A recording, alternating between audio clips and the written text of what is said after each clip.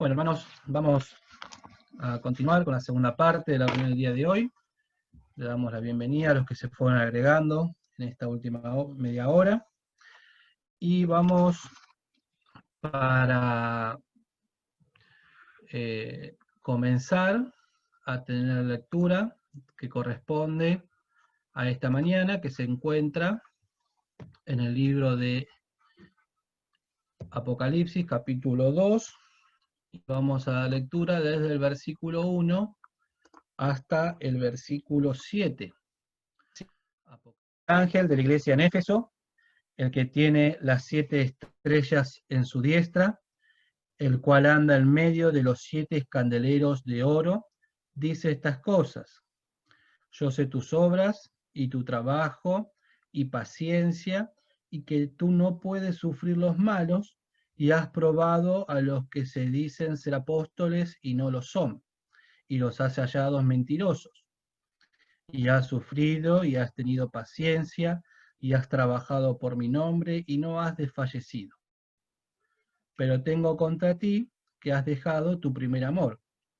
Recuerda, por tanto, de dónde has caído, y arrepiéntete, y haz las primeras obras, pues si no, vendré presto a ti, y quitaré tu candelero de su lugar, si no te hubieres arrepentido. Mas tienes esto, que aborreces los hechos de los nicolaitas, los cuales yo también aborrezco. El que tiene oído, oiga lo que el Espíritu dice a las iglesias. Al que venciere, daré de comer del árbol de la vida, el cual está en medio del paraíso de Dios. Vamos a tener una lectura más, una oración más, para que el Señor bendiga esta palabra. Bendito Dios, una vez más delante de tu presencia, nos acercamos en esta mañana y en lo personal, te ruego que tú me ayudes. Tú conoces mis falencias, Señor, y las cosas que has puesto en mi corazón. Te ruego que tú me ayudes a poder decirlas con claridad y que sea de bendición para la iglesia. Bendice tu palabra y te damos gracias porque está escrita, porque la podemos tener a nuestro alcance. Abre nuestro espiritual entendimiento para que podamos entender lo que tú nos quieres hablar. En el nombre de Cristo Jesús, nos ponemos en tus manos. Amén. Bien, queridos, vamos a comenzar en estos próximos domingos un estudio referente a las 7 iglesias, un estudio que ha de llevar justamente 7 domingos a partir del día de hoy. Y antes de comenzar particularmente con la iglesia de Éfeso, me pareció interesante poder hacer una... a ver si los puedo ver un poquito ahí. Bien. Me pareció bien hacer un pequeño repaso de lo que ya veníamos estudiando, o lo que fuimos estudiando. En primer lugar, recuerden ustedes dónde fue la revelación que recibió el apóstol Juan, que fue en la isla de Patmos, cuando fue desterrado por la palabra de Dios, y esto fue escrito particularmente 60 años después de la resurrección de nuestro Señor Jesucristo. Luego podemos ver que la presentación de nuestro Señor Jesucristo, que la estudiamos la semana pasada, como había dicho nuestro hermano Fernando, fue una presentación majestuosa y terrible. Ahora, las preguntas que surgen de este estudio es justamente por qué la necesidad de semejante aparición de nuestro Señor Jesucristo. Recordarán ustedes que la presentación había sido justamente como mostraba sus cabellos que eran blancos, como sus ojos como llama de fuego, sus pies semejantes al latón fino, y que tenía a su diestra las 7 estrellas, y de su boca salía una espada aguda de 2 filos. Ahora, ¿por qué semejante aparición? La cual justamente hizo caer como muerto al apóstol Juan, un hermano en Cristo Jesús, experimentado, en plena comunión con el Señor, siempre y constantemente, pero a tal punto que cae como muerto, ¿sí?, ante esta aparición de nuestro Señor Jesucristo. Y como dice acá, no es solamente para dar, o era para dar una impresión nada más, sino justamente para que nosotros podamos ver la gravedad de lo que el Señor tenía que decir, así como el Señor se mostró de una manera portentosa, potente, que no, que tuvo que confortar al apóstol para que no muriese en ese momento, quiere decir que nosotros, como hijos de Dios y como creyentes de esta última parte de la dispensación de la gracia, tenemos que tomar dimensión de la gravedad de lo que Cristo nos ha dejado escrito, lo que el apóstol nos ha dejado escrito. Quiere decir, hermanos, que para poder empezar a mirar estas cosas, no con el simple, podemos decir, la simple curiosidad de lo que dice el libro de Apocalipsis, estas cartas a las 7 iglesias nos van a hablar particularmente a cada uno de nosotros a lo largo de cada una de estas meditaciones, y cada uno tiene que tomar para sí lo que el Señor le tiene que decir o le quiere decir. Entonces, la aplicación primera que tenemos que tener en esta mañana es rogarle al Señor que nos abra el espiritual entendimiento para poder entender estas cosas de gran gravedad que están en estas lecciones. Y que Cristo nos habla, no solamente a través de su palabra, sino que en base a su palabra le ha hablado a hermanos que le ha sido reveladas ciertas particularidades y meditaciones, en la cual nosotros en esta mañana, simplemente agregando algunos comentarios, algunas cosas, tomamos de estos estudios para bendición de nuestras vidas. Entonces, dice el libro de Apocalipsis es un libro de juicios. Comenzamos con esta parte, y los juicios deben comenzar, como dice aquí, ¿no? Los juicios eclesiásticos. El Señor quiere que su iglesia, la cual compró por precio, con su sangre preciosa, llegue al día del arrebatamiento, cuando el Señor nos venga a buscar, como una virgen pura y sin mancha. Y para eso debe comenzar a ordenar la iglesia. Y luego vendrán los juicios de las gentes, de las naciones, de los imperios, la gran tribulación, la tribulación, pero el Señor necesita primero, antes de todas esas cosas, poner un orden en su iglesia, en la iglesia que Él compró, en la iglesia que le pertenece. Por eso, como decíamos anteriormente, son cosas de gravedad, porque estas cosas son escritas para la iglesia de Jesucristo. Las 7 cartas que vamos a ver, que corresponden a Éfeso, Esmirna, Tiatira, Pérgamo, Filadelfia y la Odisea, y no me acuerdo, y Sardis, está la última, tienen un carácter histórico, por el cual fueron 7 iglesias que existieron, ahora vamos a ver una imagen, tiene un carácter representativo y son proféticas. Histórico, como decíamos, fíjense en la siguiente aquí, ¿no?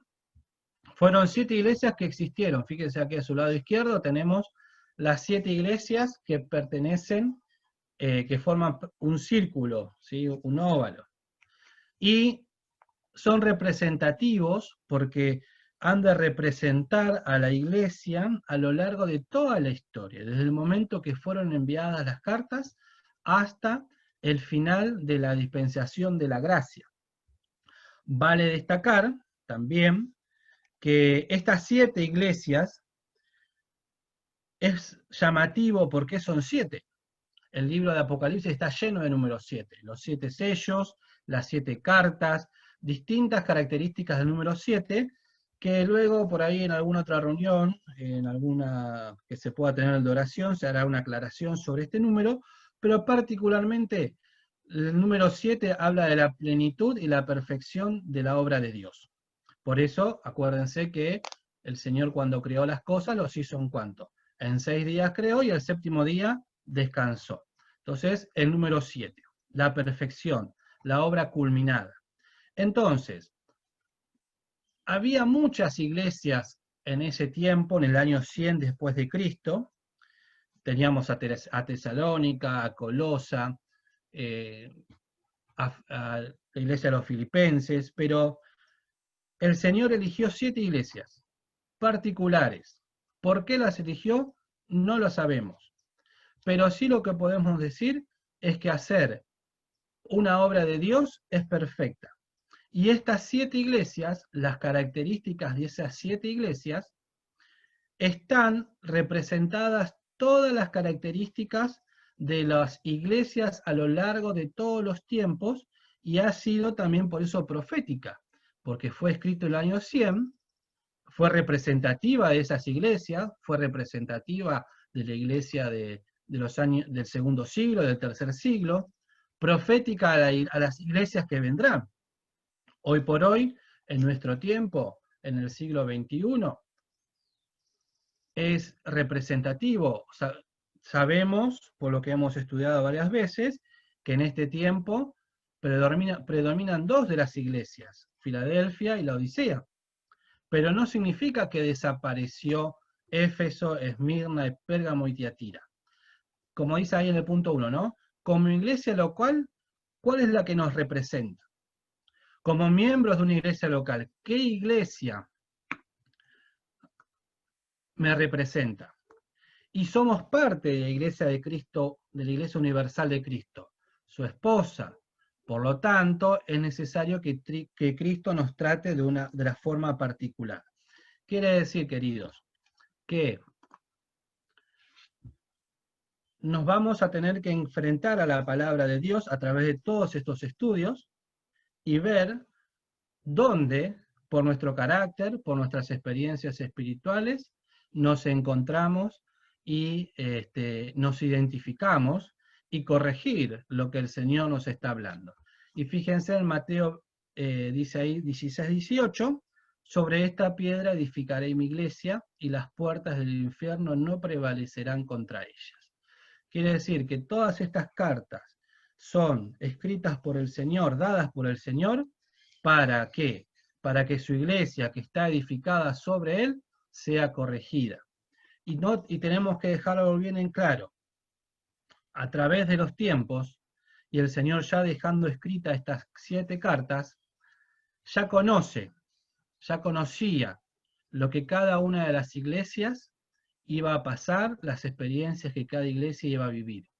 Ninguno de los hechos de estas iglesias o de lo que nosotros hoy podemos vivir, como el resfriamiento de la caridad, distintos tipos de experiencias, han de tomar de sorpresa a nuestro Señor, porque Él conoce todo,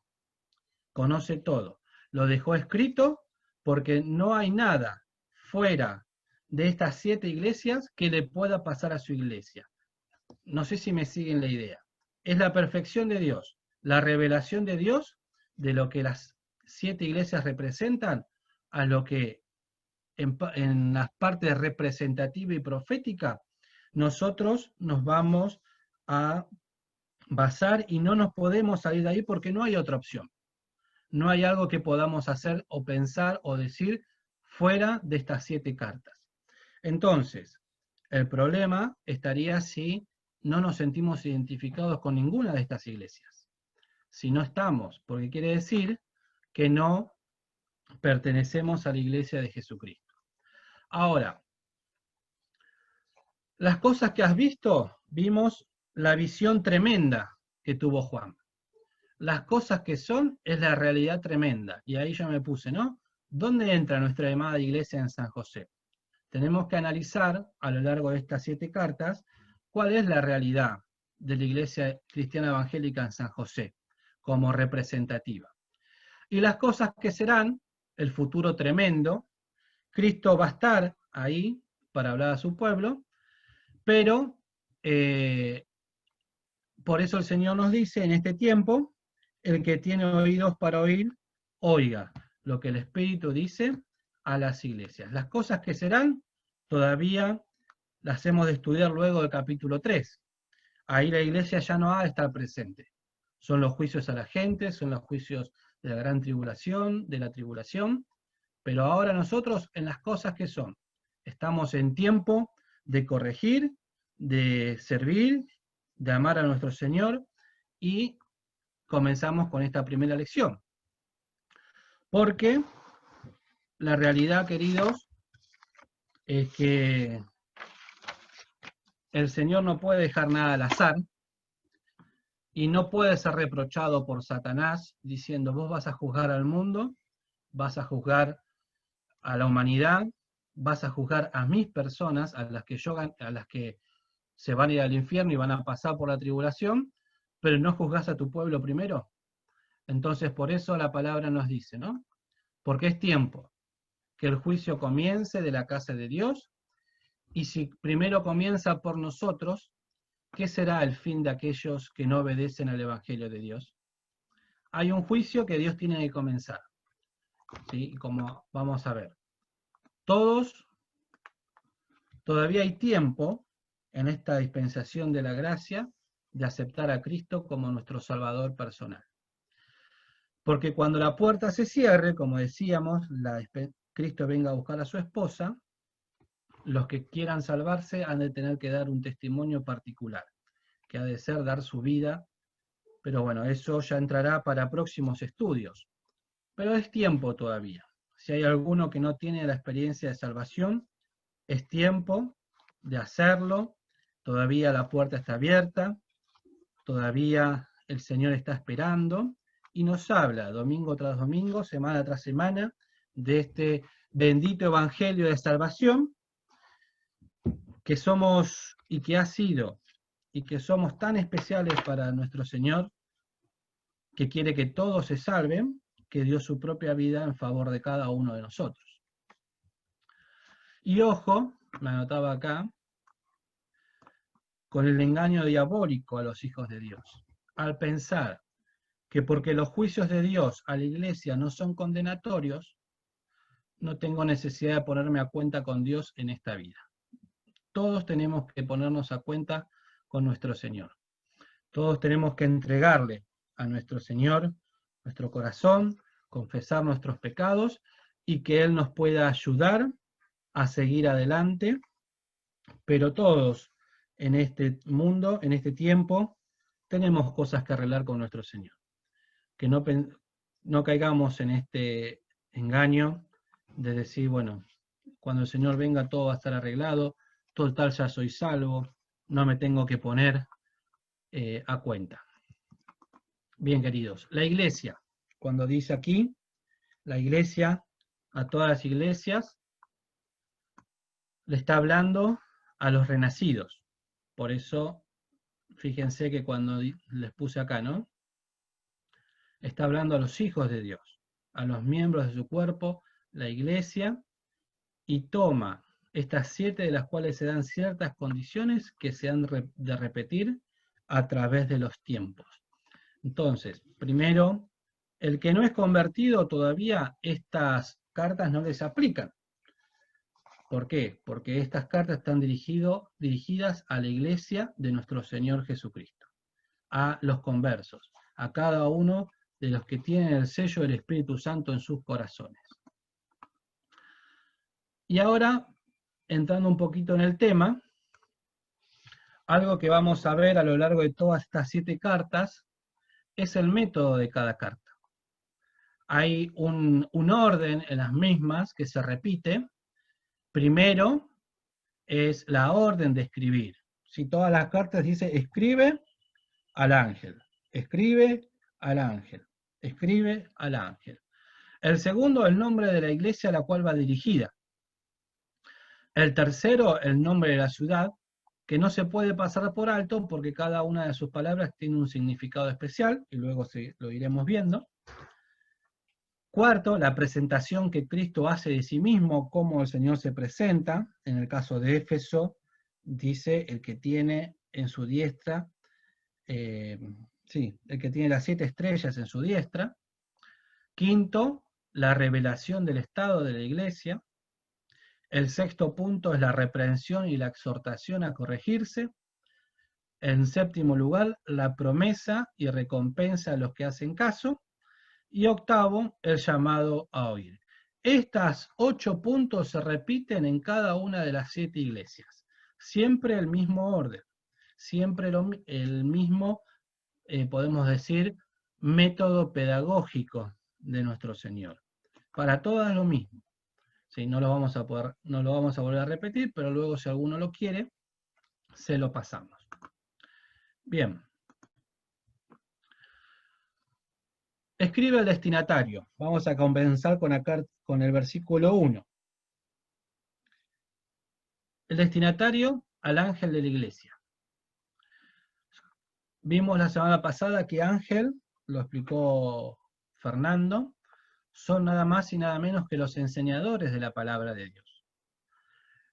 A estos es a los cuales el Señor le escribe, y los enseñadores somos todos los que de alguna manera u otra compartimos la palabra dentro de la iglesia, dentro del ministerio, ya sea con los niños, ya sea en la reunión femenil, en la reunión juvenil, en la predicación, en las escuelitas, todo y cada uno de nosotros, los que enseñamos la palabra, esta carta nos es particularmente enviada.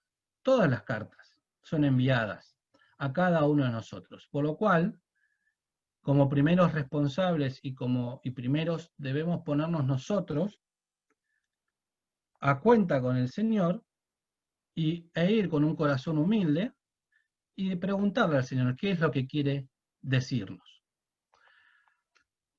Entonces, esta como primer punto es justamente dónde y a quién el Señor envía esta carta. Ahora, ¿se acuerdan que nuestro hermano Fernando, no lo vamos a volver a meditar, pero había hablado también de las estrellas errantes? ¿Se acuerdan? Que eran aquellos que no llevaban la palabra. Y una estrella, para tomar la gravedad del asunto, recuerdan ustedes, por lo que hemos estudiado, que antiguamente las navegaciones y todo se hacía por el estudio de las estrellas. Y cuando fue la estrella de Belén que guió a los reyes de Oriente, los guió hasta Belén. Entonces era una estrella particular, puntual, que siguió un curso, que los acompañó durante todo ese trayecto. Bueno, nosotros como estrellas también debemos guiar a los hermanos a través de la palabra, no apartarnos de la sana doctrina, guiarlos en todo lo que se puede, pero no dejamos de ser estrellas con una luz pequeña, con luz propia, pero de luz pequeña, ante el sol de justicia. Fíjense que cuando el sol de justicia sale, las estrellas ya no se ven. Entonces, eso tenemos que tomarlo también como enseñanza. Nunca podemos tomar el lugar de aquel que tiene luz verdadera, luz potente, luz de Dios, que es nuestro Señor. Siempre vamos a estar como pequeñas lumbreras, digamos, como dice también en el libro de Filipenses. Entonces, los ángeles de la iglesia, los mensajeros, los enseñadores, esta primera carta nos es dirigida a cada uno de nosotros en nuestro ministerio, en nuestro trabajo. Hay un refrán que dice: ninguna iglesia va más allá de lo que va su anciano y pastor. Por eso hablaba de los enseñadores. Y la responsabilidad que cada uno tiene, pero también la responsabilidad de los hermanos. ¿Por qué? Esta semana le pregunté a nuestro hermano Alfredo y a Fernando si alguno de los hermanos que habían escuchado las lecciones anteriores, la primera, la de nuestro hermano Alfredo, y la segunda, les habían pedido habían hecho alguna consulta, habían pedido algo, y me dijeron que no. Entonces, eso también me hacía pensar que hay opciones en ese caso de por qué no le hemos pedido nada. Primero, o porque no entendimos nada. Segundo, me voy a poner la cámara así, acá me ven. Segundo, porque no nos quedó ninguna duda y entendimos todo. O tercero, es porque nos conformamos con lo que recibimos y nos olvidamos del asunto. Entonces, ¿cuál es la situación? Los hermanos de la iglesia dependen de los que predicamos la palabra. Hay hermanos más avisados, más preparados, hermanos más preparados que nosotros, que nos toca hablar de estos temas, pero ninguno hizo ninguna pregunta, por eso les digo, capaz que alguno no entendió todo, capaz que otros saben más que los que estamos hablando, pero también está la posibilidad de que la iglesia se conforme con lo que recibe el domingo a la mañana y después nos olvidamos. Si uno se pone a pensar lo que habló el pastor el domingo pasado, lo que habló el domingo anterior, lo que viene hablando, nos acordamos un poquito, aunque sea el concepto de la prédica. No pretendemos, porque a todos nos pasa, que no nos podemos acordar todo, pero conceptos particulares. O sea, a ninguno tal vez le llamó la atención de decir por qué el Señor, o qué significaba, por ejemplo, el latón fino en los pies del Señor cuando se presentó. Entonces, ninguna iglesia va más allá de lo que van sus ancianos, pastores, o predicadores, o enseñadores. ¿Por qué? Porque no nos ocupamos tampoco de querer ir más allá. Y evidentemente es una regla para considerar también entre nosotros. Cristo, cuando juzga a su iglesia, juzga a los miembros, y a ellos dice, puse que conozco tus obras. El Señor conoce nuestros corazones, y conoce nuestros pensamientos, y conoce la situación espiritual en la que cada uno de nosotros nos encontramos. Y fíjense que la iglesia de Éfeso significa deseada, anhelada, y que tiene relación con el amor, el primer amor, con el amor que hay y existe entre el novio y la novia, el desposado y la desposada. La deseada nos muestra el amor de Cristo y su gran deseo por nosotros. Para eso dio su vida y compró con su sangre, pagó con su sangre el precio de la redención de su iglesia. Entonces, Éfeso nos habla justamente del amor de Dios hacia la iglesia, del amor de Dios hacia lo que más desea, perdón, el amor de Cristo también, de lo que más desea, que es a su esposa, a su desposada, que la está esperando. Por eso decíamos al principio, es la limpieza que el Señor está esperando de su iglesia, para que el día, cuando el Señor venga, nos encuentre aptos, limpios y sinceros y dignamente preparados para ese momento. Y esto también lo anoté para no olvidarnos. Hay cartas, esta carta particularmente habla del amor. Hay otras cartas que van hablando de otros temas, pero no tenemos que olvidarnos que todas las cartas, por más duras que sean, son escritas con amor santo, con el amor de Dios que quiere que su iglesia se perfeccione y que espere el día de nuestro Señor Jesucristo. Eso siempre lo tenemos que tener y tenemos que leer todas las cartas de acá en más con estas perspectivas del amor. No una perspectiva de juicio o de ira de Dios hacia su iglesia, porque recordemos, la iglesia no está puesta para el juicio condenatorio.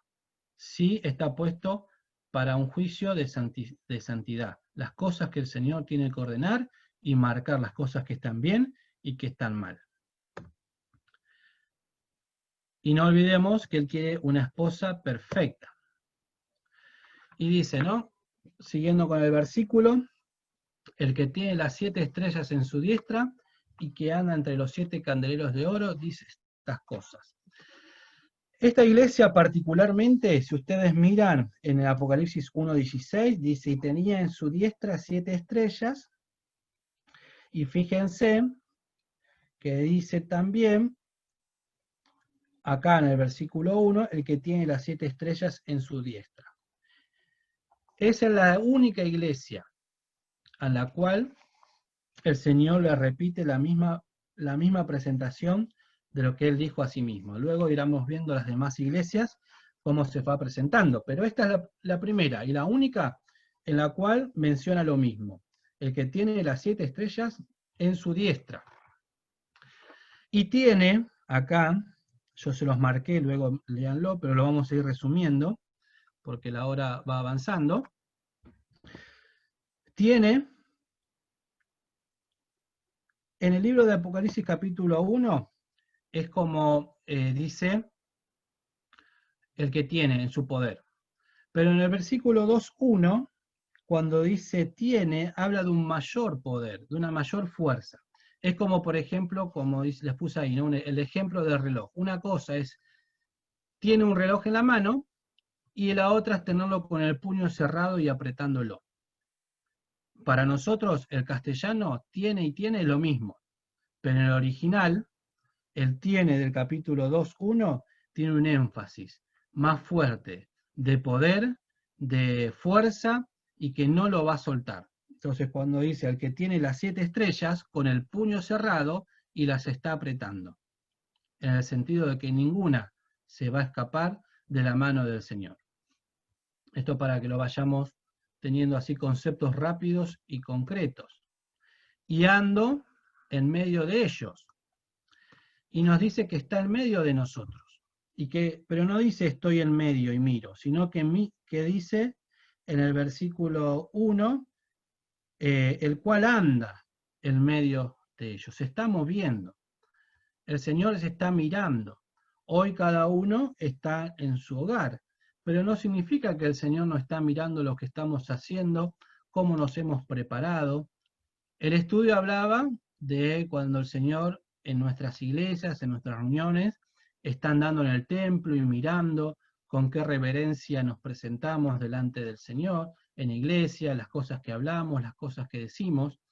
Pero en este tiempo, ahora, el Señor igual está mirando.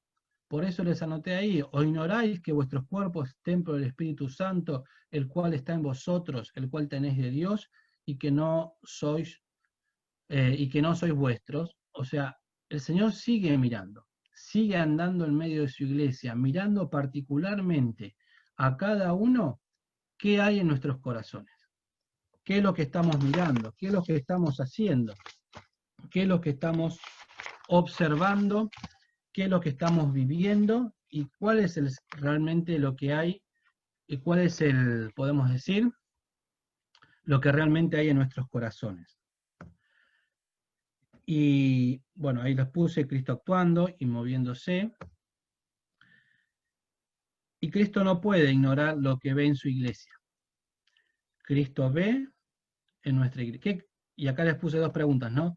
¿Qué ve Cristo en nuestra iglesia? ¿Y qué ve Cristo en mí? El hermano ponía ejemplos, ¿no? Cuando a veces pasan cosas en la iglesia y uno, para no tener problemas o no hacer mayor escándalo, hace la vista gorda, la vista acostada, como diciendo, bueno, acá no pasó nada. El Señor no puede hacer esto. El Señor está en medio y mira. Por eso, si ustedes recuerdan la imagen, las 7 iglesias formaban un círculo. El Señor está en medio y se mueve y va mirando lo que está pasando en su iglesia universal, y que las particularizó a cada una con ejemplos. Éfeso nos habla justamente del amor. Ahora vamos a llegar ahí. Entonces, ahora nos toca la parte del estado de la iglesia. Éfeso era una iglesia que trabajaba ardientemente, una iglesia activa, no soportaba a los falsos, estaba separada de los malos, no aguantaba a cualquiera, probaba, era una iglesia fiel y santificada, trabajadora, ortodoxa, tenía las doctrinas correctas, y nadie le podía reprochar herejías, porque si las sabía, el Señor se las iba a marcar en esta carta. Era una iglesia perfecta. Yo me acordaba y me reía con esto que probaba, dice acá, ¿no? El que no trae esta doctrina no lo recibáis ni le digáis bienvenido. Tal vez muchos de nosotros habremos escuchado la frase en nuestra iglesia, bueno, que haga banco un tiempo, que espere sentadito, que escuche, hasta que lo conozcamos. O sea, probar al que viene, al nuevo. No darle lugar directamente porque no sabemos, no lo conocemos.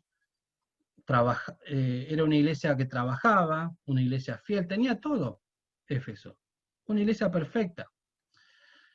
Y por eso les decía que cada uno tiene que tomar, porque particularmente el estudio de esta iglesia a mí me fue de mucha bendición, pero también muy chocante. ¿Por qué? Porque pensaba en la iglesia de San José, y yo decía, ¿no cumple la iglesia de San José todos estos puntos? Trabajábamos, una iglesia activa, eh, teníamos cuidado de los infieles, no nos mezclábamos con los malos, no aguantamos a cualquiera, los probamos, una iglesia fiel, con sus doctrinas, una sana doctrina, pero el peligro que como iglesia podemos tener de tener un alto concepto de nosotros mismos, un alto concepto como iglesia. Y no pude desasociarlo al pensamiento que tuvo el pastor hace 2 domingos atrás con respecto al fariseo y al publicano. ¿En qué sentido? Yo se los puse acá, ¿no? 2 lecciones. Primero, el peligro de decir, gracias te doy porque no soy como las otras iglesias. Tenemos ensayo todos los domingos, tomamos la cena todos los domingos, vamos a buscar a los chicos todos los domingos, no suspendemos la escuela dominical, ni en Monte Grande, ni en San José, ni en la iglesia, tenemos la reunión de jóvenes, vamos a todas las actividades. Como comunión de iglesia, todos los 2 veces por año hay actividad de mujeres, tenemos los campamentos, recordamos el aniversario de nuestra iglesia de Buenos Aires, la proclama del testimonio, alerta. Somos bárbaros, todos recordamos. Entonces, el peligro de decir te doy gracias, que no soy como las otras iglesias.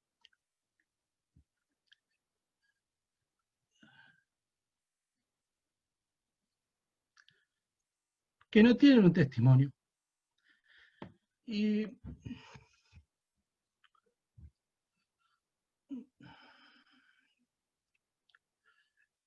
el peligro que corremos, hermanos, de creernos mejores, por todo lo que el Señor nos dio. Y que, por eso les decía, yo me sentí identificado. Cada iglesia tiene que tomar, cada uno de nosotros tiene que tomar su enseñanza.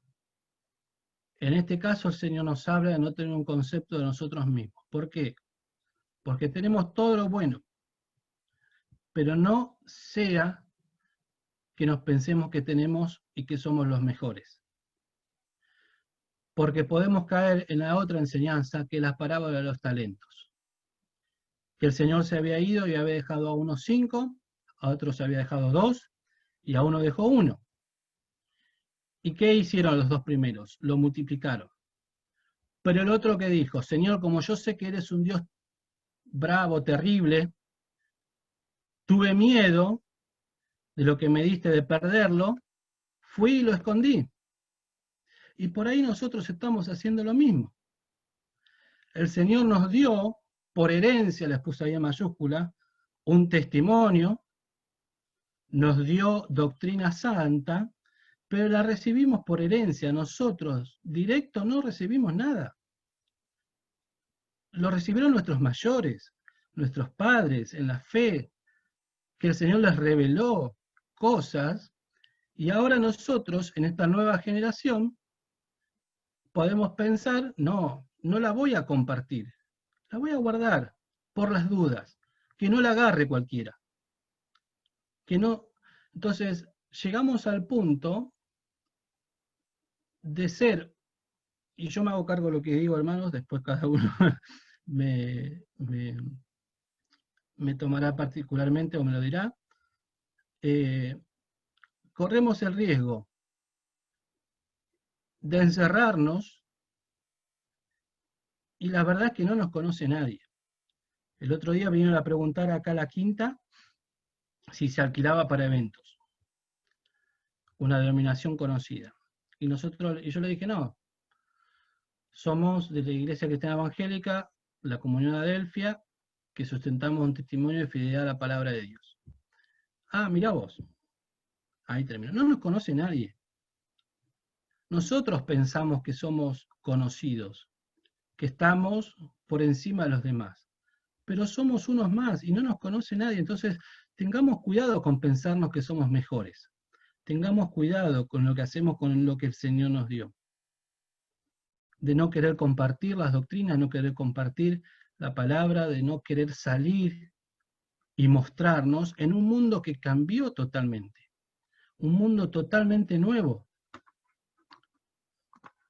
Un mundo que de lo que fue en el año 50 ahora, cambió totalmente. No es el mismo. El otro día hablaba con un hermano, ¿no? De que vino. Que estas herramientas que hoy nosotros usamos, si bien a él no le gustan, digo, tal vez no nos pueden gustar, pero son herramientas que lastimosamente vamos a tener que optar porque realmente después sería para hablar, ¿no? Largo y tendido. Las cosas que me han sorprendido de empezar a usar estas cosas. Para bien, ¿eh? No para mal, para bien. Entonces, querido, el estado de la iglesia era perfecta, pero tenemos que mirar adentro nuestro. Cuidado con creernos mejores y cuidado con guardar lo que el Señor nos dio y no quererlo compartir, porque el Señor luego nos va a llamar también a juicio en ese sentido. Y acá les dice el Señor, ¿no? Tengo contra ti que has dejado tu primer amor. Y el dejado habla de algo voluntario, no habla de algo esporádico, sino con plena conciencia. Y el Señor le dice, ¿no? Recuerda, por tanto, de dónde has caído y arrepiéntete. Y haz las primeras obras. Hay una relación muy íntima. Luego vamos a dejar esta parte para el final como enseñanza, ¿no? Pero hay una relación muy íntima entre la relación de dependencia entre el primer amor y las primeras obras. Y el Señor le dice, vendré presto a ti y quitaré tu candelero si no te corriges. Y tristemente el candelero finalmente de Éfeso fue quitado.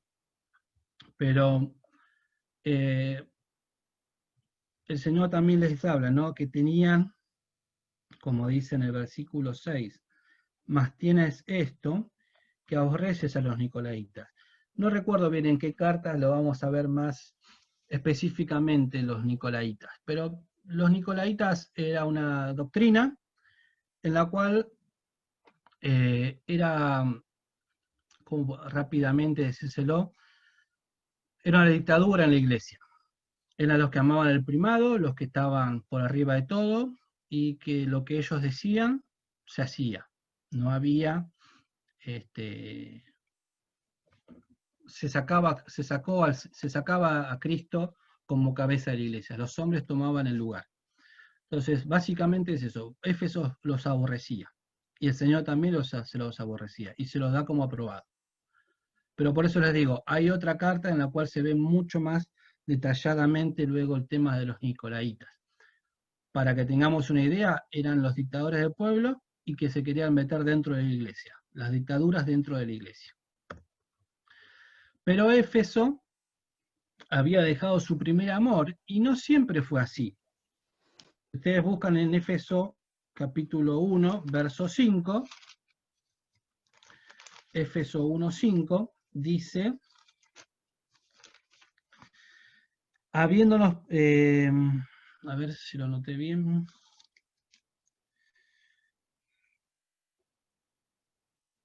No lo noté bien. Bueno, pero dice, por lo cual yo también, habiendo oído de vuestra fe en el Señor Jesús y amor para con todos los santos. Bueno, después yo lo busco bien y lo corrijo, pero... El 15. Ah, el 15, 1:15, a ver, me comí el 1 entonces, a ver, sí. Por lo cual, está bien, sí, el 1:15. Por lo cual también yo, habiendo oído de vuestra fe en el Señor Jesús y amor para con todos los santos. Era una iglesia que trabajaba, pero había dejado de amar. Se ocupaba en el servicio del Señor, pero no honraba a la persona a quien servía. Y quería trabajar para Cristo, pero resistía que Cristo fuese amado en todo. Había dejado el primer amor. Entonces hay dos versículos, ¿no? Ahí que les puse en rojo. ¿Cómo se puede amar a Dios a quien no ha visto si no amamos al hermano a quien vemos? El que ama a Dios, ame también a su hermano. Entonces estamos en esta circunstancia. Éfeso nos habla de la pérdida del primer amor. El primer amor, el amor a Dios, el amor a Cristo, que tiene que comenzar por ahí. Y lo había perdido. Y en este tiempo, donde cada uno está en su hogar, donde las actividades han disminuido en gran manera, se nota esto. Yo lo digo particularmente por mí, por eso les dije al principio, esta carta a mí me golpeó muy fuerte. ¿Por qué se nota? Porque en el trajín de las semanas, yendo, viniendo, no parando, volviendo, es poco notorio, tal vez que uno no está en comunión con el Señor como debe estarlo. Pero al hacer un parate total, las experiencias tienen que ir por otro lado. O sea, la actividad cesó. Entonces, y ahí nos vamos dando cuenta lo que hay en nuestros corazones, lo que estamos viviendo, lo que estamos pensando y en lo que estamos trabajando. Y si no tengo caridad, no puede haber gozo, paz y tolerancia. Si no hay caridad, no podemos guardar el vínculo de la paz. Si no hay caridad, no puede haber vínculo de perfección.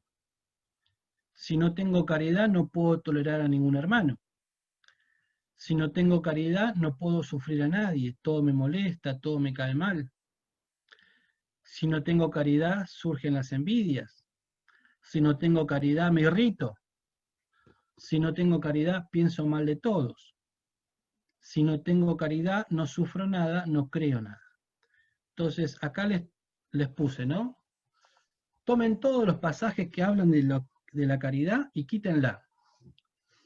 Y todo eso es lo que no vamos a tener. Todo lo contrario vamos a tener. ¿Sí? Después esto, si quieren, se los paso por WhatsApp para que los tengan mejor. Ahí la veo a la hermana Elena rápidamente tomar nota. Después lo pasamos, hermana. Entonces, no podemos, todo lo perdemos. ¿Por qué? Porque el amor es la base de toda la palabra. Es la base de la obra de Cristo. Y si yo no tengo esta caridad, no puedo tener nada. Y Éfeso había perdido esto. Trabajaba fervientemente, pero tal vez no tenía gozo. El vínculo de la perfección, como dicen Colosenses 3:14, perdón. Y sobre todas estas cosas vestido de caridad, la cual es el vínculo de la perfección. Si no se vestía de caridad, el vínculo no iba a estar.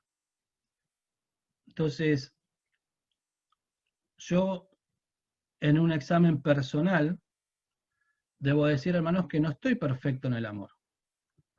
Siempre mi cuñado Lucas me carga, ¿no? Me dice, vos pelado no querés a nadie. Y no sé por qué lo dirá, pero en muchos casos tiene razón.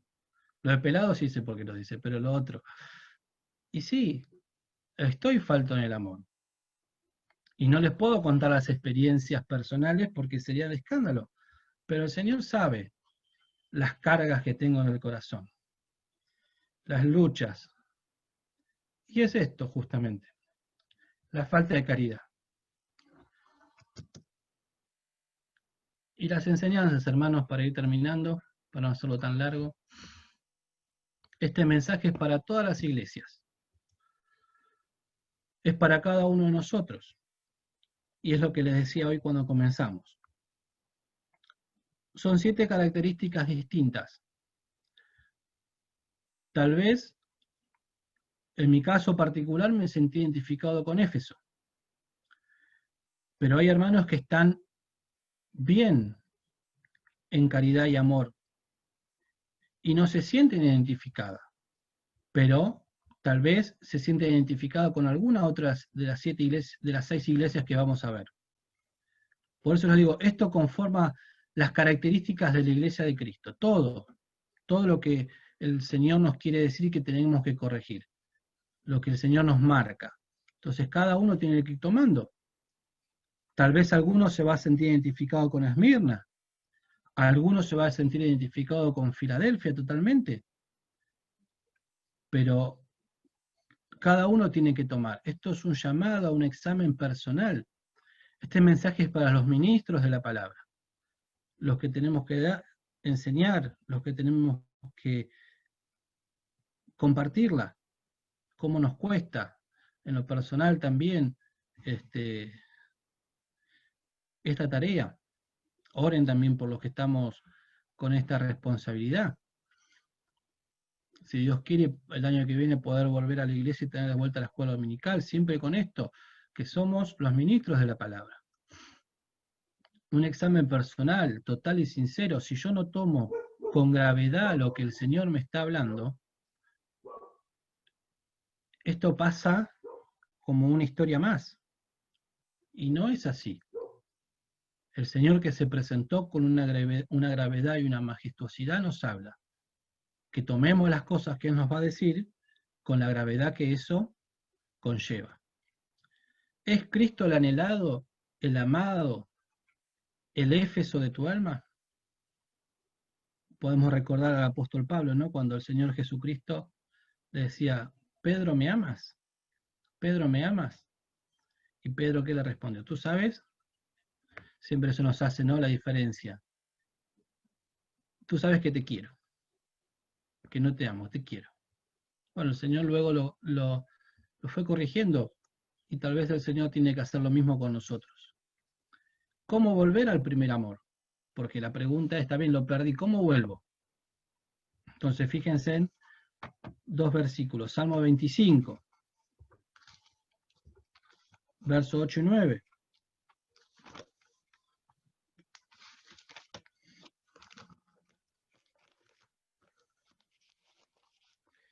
Dice, bueno y recto es Jehová, por tanto él enseñará a los pecadores el camino. Encaminará a los humildes por el juicio y enseñará a los mansos su carrera. ¿Cómo volver? Hay que ir con humildad al corazón, de corazón al Señor, y pedirle que me ayude. Ser sincero de corazón, Señor, tengo este problema. No quiero a nadie. No quiero a nadie. No tengo caridad. Ayúdame. Y rogarle, en Hebreos 9:14, un texto que nos acompañó todo el año, particularmente a mí, que dice, cuánto más la sangre de Cristo, el cual por el Espíritu Eterno se ofreció a sí mismo sin mancha a Dios, limpiará vuestras conciencias de las obras de muerte para que sirváis a Dios vivo. Entonces, humildad, humillación y rogarle al Señor que me lave con la sangre de Cristo, que es la única que puede quitar todo prejuicio, todo cansancio, todo lugar de la carne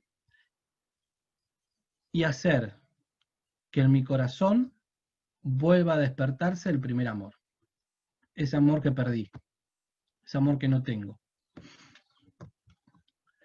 No hay opción. Si no me enamoro del Señor, si no hago las primeras obras, tarde o temprano voy a ser quitado. Porque el Señor se lo dice a Éfeso. ¿Sí? Vendré a ti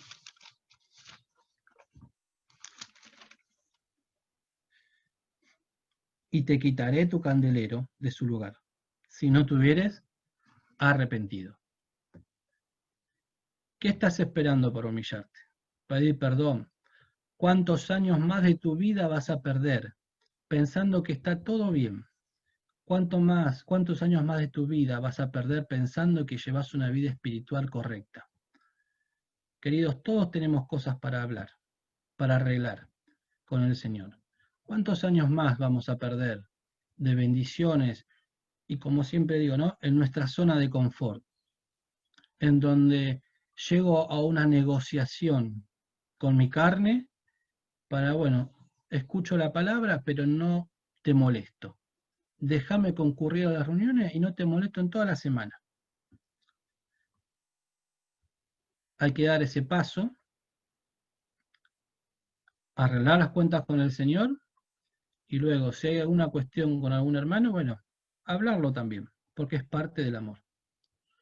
Cada uno sabe, cada uno conoce su situación y las cosas que tiene que arreglar con el Señor, con un hermano o con la iglesia. Y cada uno se tiene que identificar con algo de las 7 iglesias, bueno o malo, pero cada uno va a tener que sacar su enseñanza. Y como les decía al principio, si no nos identificamos con nada, bueno, quiere decir que todavía no sos parte de la iglesia de Cristo. Yo, queridos, en mi experiencia personal, como les decía, fue una carta dura para mí, lo sigue siendo, pero bueno, estoy en tratativa de corrección en muchos aspectos.